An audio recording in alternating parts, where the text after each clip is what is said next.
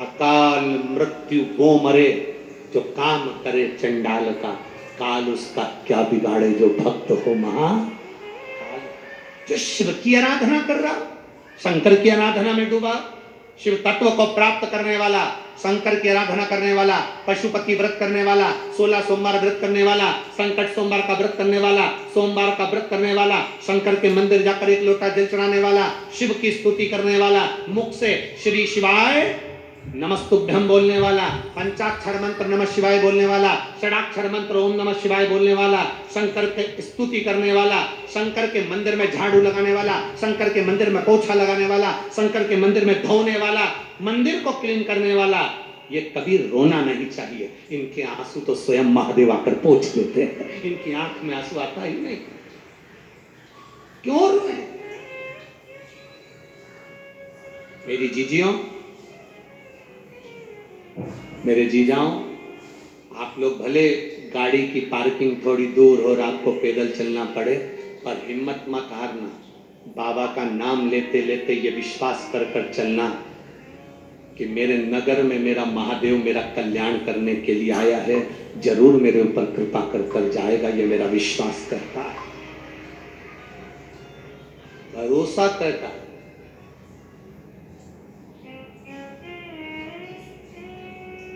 एक कथा, ये जो कथा है, ये कथा मंदसौर के पास में होने वाली थी, सुवासरा। ये कथा मंदसौर के पास सुवासरा में होने वाली थी। सुवासरा के क्षेत्र में उस समय पर इतना पानी गिर गया कि यजमान परिवार घबरा गए कि जमीन में इतना पानी है कि कहाँ इतना बड़ा प्रांगण होगा, 3-3 पंडाल लगाना, व्यवस्था संभालना, भोजन भंडारे की पंडाल व्यवस्था संभालना कैसे हो। तो उन्होंने सूचना दी कि गुरुजी से कहो ना कि आगे कोई कथा की तारीख हो। तो उनको जो तारीख मिली वो 2027 की मिली, 2027 की तारीख मिली, क्योंकि 26 तक तो कोई खाली था। इतने में आशीष जी सीओर पहुंच गए और ये आए थे दर्शन करने वाला, और कुबेर भंडारी के दर्शन करने आए और समीर जी से, आशीष जी से इनका मिलना हुआ।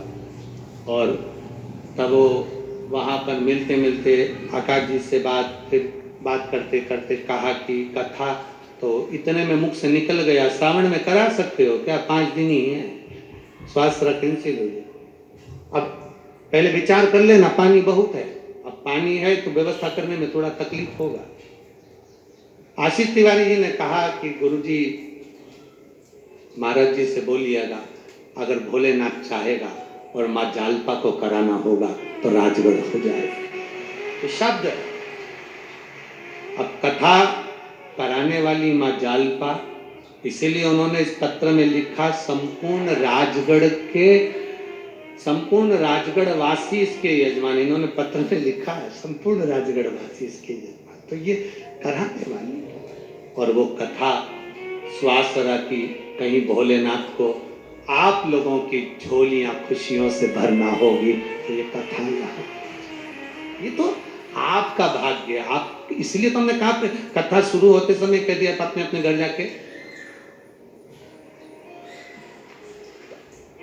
नजर उतर।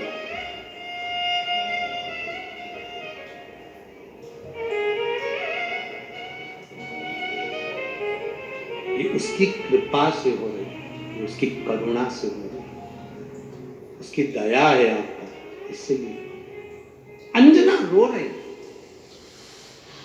महाराजा केसरी ने कहा तुम रो रही हो, रोने का कारण क्या है, क्यों रोना? शंकर की आराधना करने वाले के नेत्रों में जल नहीं भर रहा था, जिसके हाथ में भरा हुआ जल का पात्र होता है शिव को चढ़ाने के लिए, उसकी आंख में कभी जल नहीं होता है, कि आंख में कभी जल नहीं होता है। और तुम रो रही, अपने पिता तुल्य गौतम बाबा के पास जाकर कहा मेरे संतान का सुख नहीं। बाबा जी ने कह दिया शिव की आराधना करो, और गौतम बाबा अपनी तब साधना में लीन हो गए। अब राजा कैसरी अपनी धर्म पत्नी को लेकर मातंग ऋषि के आश्रम में पहुंच गए। मातंग ऋषि के आश्रम, मातंग ऋषि के आश्रम में जब पहुंचे, मातंग ऋषि के आश्रम में जब पहुंचे, मातंग बाबा अपनी तप साधना में लगे थे। अंजनामा राजा केसरी के साथ में मातंग बाबा के सम्मुख में जहां वो बैठे हैं तप साधना में, उन्हीं के सामने बैठ गए, उन्हीं के सम्मुख में बैठ गए। किसी ने प्रश्न किया था पहले छत्तीसगढ़ की पावनदरा पर कि गुरुजी एक बात बताना कि आप कहते हो कि कथा के पंडाल में बैठकर कथा सुनने पर बाबा कृपा करता है, खूब भंडार बढ़ता है, उसका कारण क्या है? उसका केवल एक कारण है, संत, साधु, सन्यासी, तपस्वी, साधक, उपासक, संत, ग्रंथ और भगवंत। यहाँ पंडाल में क्या क्या है? संत भी हैं, भगवंत भी हैं, और ये शिव महापुराण का ग्रंथ भी है। तीन साक्षी में है शंकर के स्वरूप में। संत, भगवंत और ग्रंथ जब सामने होते हैं और हम उनके सामने बैठकर बाबा से स्तुति करते हैं, भोला सब दुख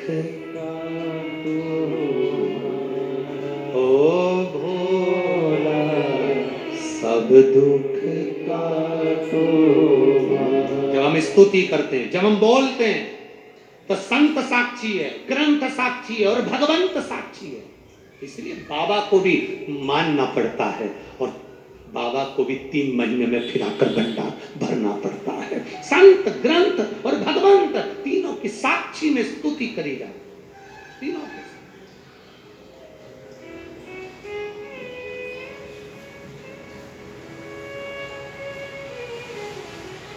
अंजना मारो मातंग ऋषि के सामने बैठी, नेत्र में जल,